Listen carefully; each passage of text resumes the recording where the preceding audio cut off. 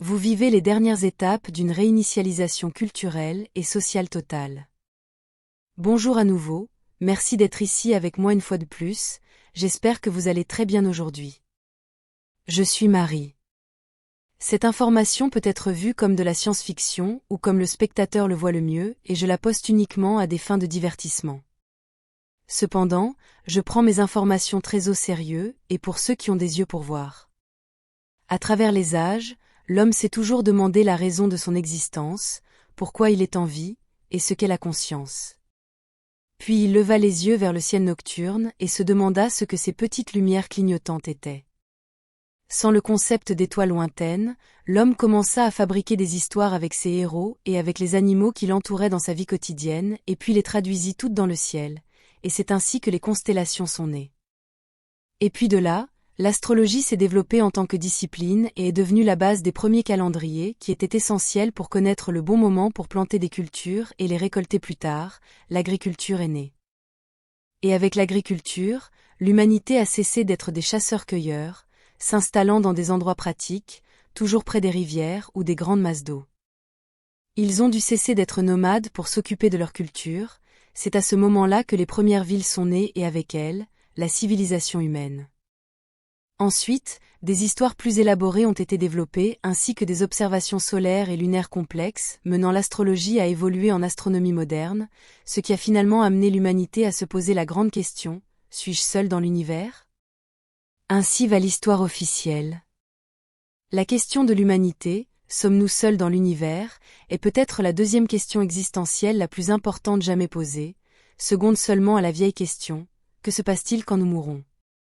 Sur Terre, et depuis des siècles, la population générale a été forcée de croire en toutes sortes d'explications existentielles, sagas, et histoires qui leur ont été imposées par leurs dirigeants et seigneurs, qui n'ont jamais eu leurs meilleurs intérêts à l'esprit, fournissant donc toujours au peuple ce qu'il est le plus pratique de croire, toujours avec les intérêts et les agendas des dirigeants à l'esprit, et jamais la vérité.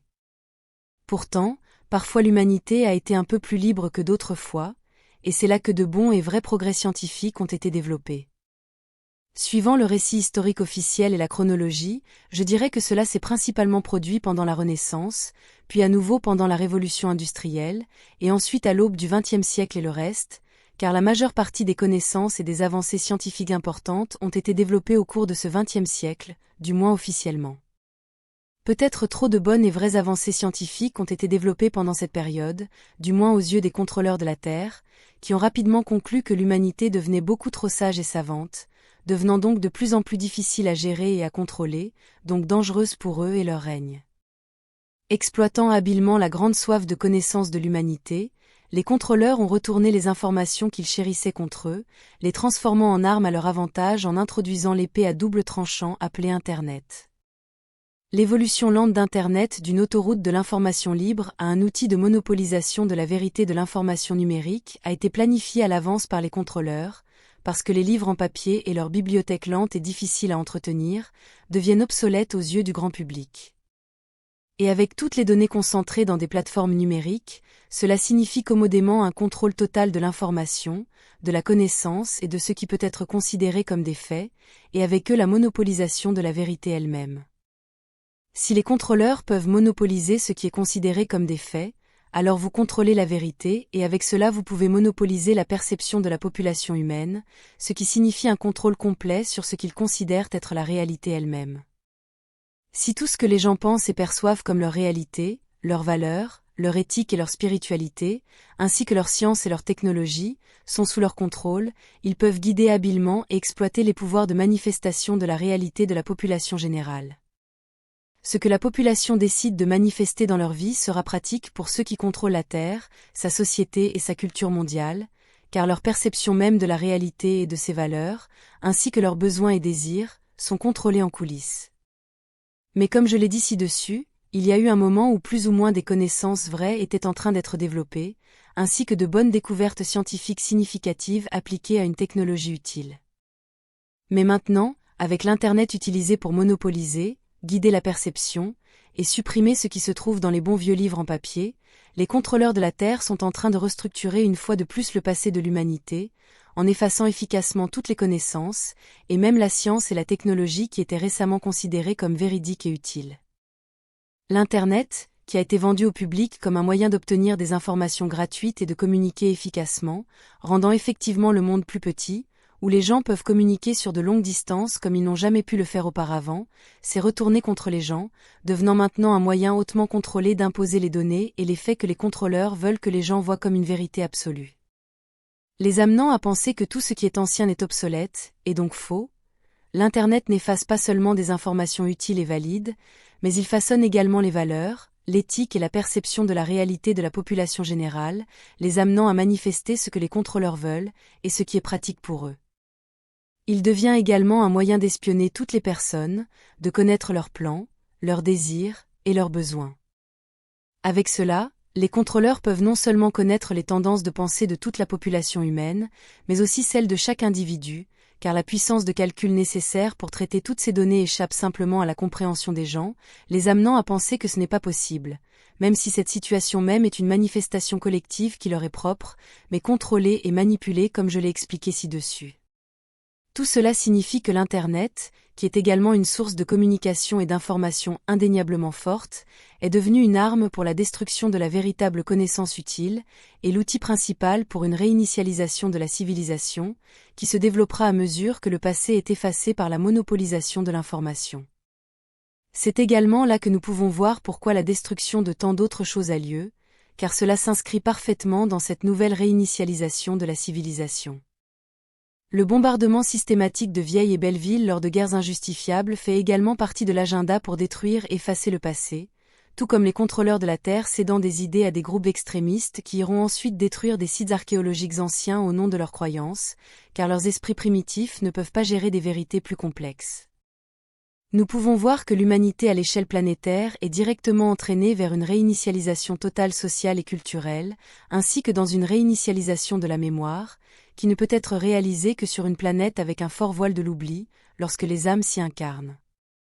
Si la masse de la population se souvenait de qui elle était dans sa vie passée ou de ses vies passées, tout cela ne serait pas possible. En gardant à l'esprit que toutes les idées et valeurs de la population humaine sont guidées par les contrôleurs de la Terre, nous pouvons également voir des signes clairs d'une réinitialisation sociale et civilisationnelle complète, simplement en additionnant d'autres agendas, d'autres tendances sociales qui, à première vue, ne semblent pas être connectées. Où les droits des minorités de toutes sortes et de tout type sont ensuite utilisés comme armes contre la société humaine, en utilisant habilement les besoins de ces minorités et des groupes sociaux opprimés et leur enthousiasme à se défendre, pour impulser et entraîner des conséquences de destruction planétaire qui correspondent à ce dont ils ont besoin pour leur nouvelle réinitialisation.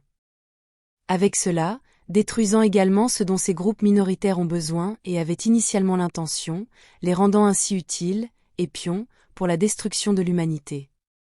Ces groupes minoritaires se battent pour leurs droits, et objectivement personne ne peut les contredire ou les critiquer pour le faire, mais les conséquences d'être trop complaisant avec ces groupes minoritaires vont trop loin délibérément, en écrasant les droits et les besoins de la majorité et de la civilisation humaine et de son avenir.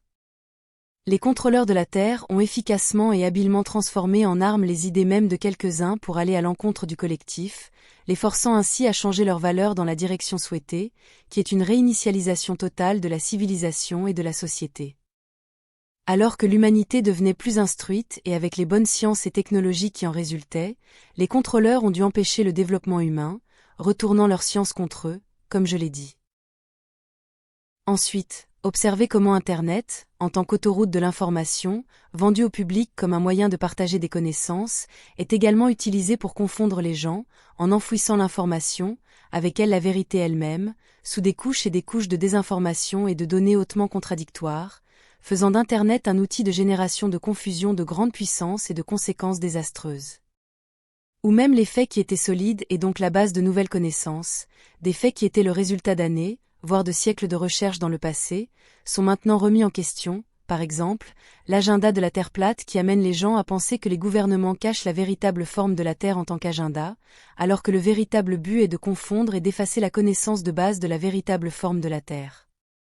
Tout cela explique pourquoi il y a des vestiges de vieux bâtiments et d'artefacts, ainsi que des données scientifiques dans les livres, qui indiquent tous l'ancienne existence d'un très haut niveau de technologie sur Terre, et très récemment, car les données indiquent que la dernière réinitialisation a eu lieu entre les années 1750 et 1850. Bien que je soutiendrais que la même réinitialisation est toujours en cours, et celle que je décris aujourd'hui n'est rien d'autre que les dernières étapes de celle-ci. Avec tout cela, oui, ce que je dis aussi, c'est que toute la chronologie historique, telle qu'elle est présentée au public officiellement et dans les livres d'histoire, est entièrement fausse. Le passé de la Terre était très différent de ce qu'ils vous disent tous, car il y avait très récemment une civilisation très avancée, peut-être même interstellaire, car la Fédération galactique cache beaucoup d'informations et bloque les efforts de toutes les personnes, humaines ou non, qui osent rechercher et exposer ce sujet. Et je soupçonne fortement qu'elle était interstellaire, simplement en ajoutant toutes les pièces d'information que j'ai, et c'est beaucoup, par exemple l'existence de ports spatiaux partout sur Terre, les lignes de Nazca, qui sont indéniablement des systèmes de guidage et des pistes d'atterrissage pour des vaisseaux spatiaux élaborés, indéniablement de mon point de vue d'ici et en tant que membre d'une société non humaine. Et Gizeh, en Égypte, et d'innombrables autres vestiges de civilisation très avancées partout dans le monde. Mais pour moi, l'une des preuves les plus solides que la Terre avait récemment une civilisation interstellaire est l'existence du prétendu vaisseau spatial lémurien, un ancien vaisseau qui est arrivé ici il y a moins d'une décennie, guidé uniquement par ses systèmes automatisés, sans personne à bord, montrant également des preuves solides d'un combat massif à l'intérieur. Peut-être ont-ils été attaqués par des agents des contrôleurs de la Terre pour les empêcher de revenir sur Terre, exposant ainsi les mensonges que les contrôleurs ont nourris à l'humanité, et exposant ainsi leurs plans, mettant en danger leur matrice chérie. Cela explique également pourquoi la Fédération galactique a toujours été si réticente à permettre aux enquêteurs d'entrer dans ce vaisseau pour étudier son intérieur et reconstituer ce qui s'est réellement passé à l'intérieur. La Fédération galactique a récemment déclaré qu'elle rouvrirait le dossier, mais ce n'est pas la première fois qu'elle le dit, et cela se termine toujours par une stagnation, et des excuses comme des préoccupations de sécurité pour les chercheurs, le manque d'équipement, la possible présence de xénomorphes dans le vaisseau, ou des animaux extraterrestres qui pourraient être dangereux. Ainsi que d'autres excuses pour ne pas étudier ce vaisseau spatial ancien, qui n'est peut-être pas aussi ancien que ce que nous avons été initialement amenés à croire. Remarquez à quel point toute cette réinitialisation sociale ou civilisationnelle prend beaucoup de planification et beaucoup de temps pour être achevée, ainsi qu'une compréhension précise de la façon dont l'humanité pense et évolue. Cela signifie que ceux qui orchestrent tout cela connaissent les humains, leur esprit et leur psychologie, mieux que les humains ne se connaissent eux-mêmes.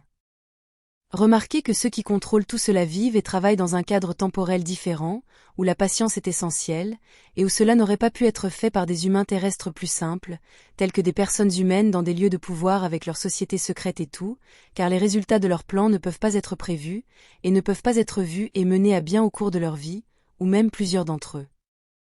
Cette transformation sociale que nous voyons sur Terre a pris plusieurs vies humaines, et est le résultat d'une planification minutieuse et du contrôle des aspects clés et des morceaux de la société humaine et de la culture.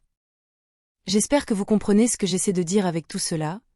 Les contrôleurs de la Terre ne sont pas humains et n'ont pas la même valeur temporelle que la masse de l'humanité sur Terre, ils ne peuvent pas être humains, et les mains de la Fédération galactique sont sales avec tout cela, aussi sales et coupables qu'elles peuvent l'être. Et le simple fait que je sois ici et que j'ai accès à toutes ces informations ne signifie pas que je peux savoir avec une précision absolue ce qui se passe, car il y a plus de matrices ici, une matrice qui est également guidée et manipulée par la Fédération galactique qui n'est rien d'autre qu'un autre gouvernement. Mais je fais de mon mieux pour savoir tout ce que je peux et rassembler toutes les preuves que je peux recueillir. Ce sera tout pour aujourd'hui, j'espère vous avoir fait réfléchir. Comme toujours, merci d'avoir regardé ma vidéo, et d'avoir liké, partagé, et de vous être abonné pour davantage. Et j'espère vous revoir ici la prochaine fois, avec beaucoup d'amour, votre amie non humaine, Marie Soirou.